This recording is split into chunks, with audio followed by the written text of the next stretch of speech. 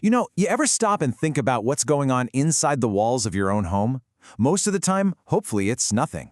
But sometimes, there's this silent, invisible battle being fought against a really persistent enemy, water. So today, we're going to peel back the layers and get into the hidden science of what really happens with water damage. So let's set the scene. It's every homeowner's nightmare, right? A pipe suddenly bursts or you notice a leak in the roof, instantly you're in a race against time.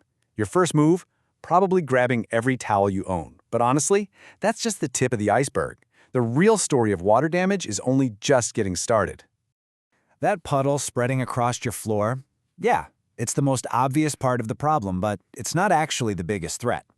Think of it more like a warning shot. The real danger, that's what's happening completely out of sight. See, the true enemy is the water you can't see. It's the moisture that's quietly seeping into your drywall, soaking into the subfloor, getting trapped deep inside your wall cavities. And that is where the real damage, we're talking serious mold, and even structural problems, really begins to take hold. Okay, so how do we even begin to get a grip on this invisible threat? Well, we've got a roadmap. We're going to break it down into 5 parts. First, we'll get into the specifics of hidden damage. Then, we'll look at a really eye-opening case study from Florida. After that, we'll walk through the 3-phase response that the pros use. We'll even decode the actual science behind it all. And to wrap up, we'll look at what it means to get from damaged to done.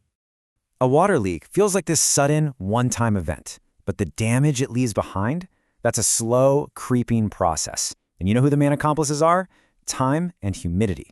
They are the perfect team to turn what looks like a simple leak into a massive structural and health nightmare.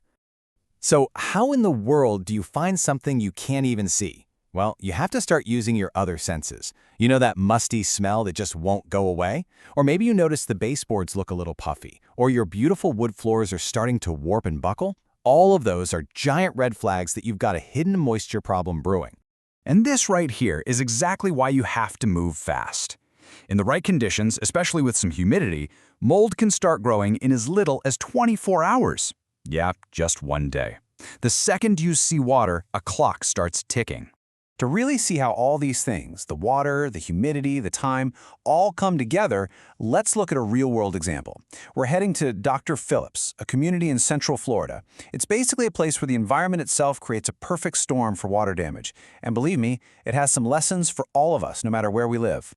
So, what's the deal with this place? What makes it so vulnerable? Well, for starters, you've got a subtropical climate, which means it's humid all year round. The ground is flat and the soil is sandy, so water doesn't drain away very well. Plus, the water table is high. You get these incredibly intense thunderstorms that dump a ton of rain all at once. Oh, and did I mention it's right next to a huge chain of lakes? It's like every single house there's in a constant battle against moisture. And get this, the average humidity there is 75% all year. That means the air itself is always damp, which is just about the perfect breeding ground for mold. So when you introduce a water leak into that environment, it's like throwing fuel on a fire.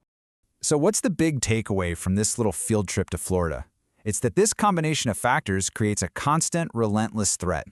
It doesn't matter if it's groundwater seeping up from below or a roof leaking from a storm above, the homes in an area like this are always fighting to stay dry.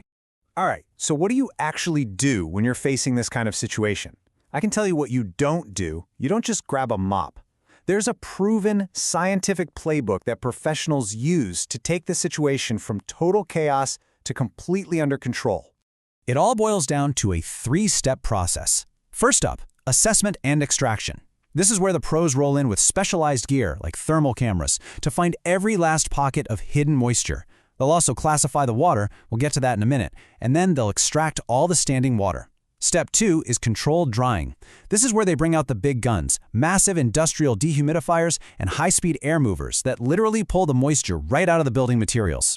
And finally, verification and restoration. They use precise moisture meters to prove everything is bone dry before they even think about starting to rebuild. And you know, this whole process isn't just about making things look dry on the surface. It's all based on a really deep understanding of science, specifically microbiology. It's about treating water damage less like a plumbing problem and more like a potential health hazard. And yeah, there's actually an official rule book for all this. It's called the IICRC S500 standard. Think of it as the Bible for the water restoration industry. It lays out absolutely everything, from how to categorize the water to the exact safety gear you need to wear. It's what separates the real professionals from, well, everyone else. And one of the very first things those pros do is classify the water. As you can see, there are 3 categories. Category 1 is clean water, like from a broken supply line. Category 2 is gray water, which is a bit contaminated. Think of water from a washing machine or a dishwasher. And then there's Category 3, black water. That's the really nasty stuff, like sewage or floodwater from a river. Now, the reason this matters so much is that you can't treat all water damage the same way. It's not one size fits all. If you're dealing with Category 3 black water, for example, you have to take extreme precautions. We're talking full protective gear, and anything pores that water touched, drywall, carpet, insulation, it all has to be removed and disposed of properly. It's a huge deal for safety.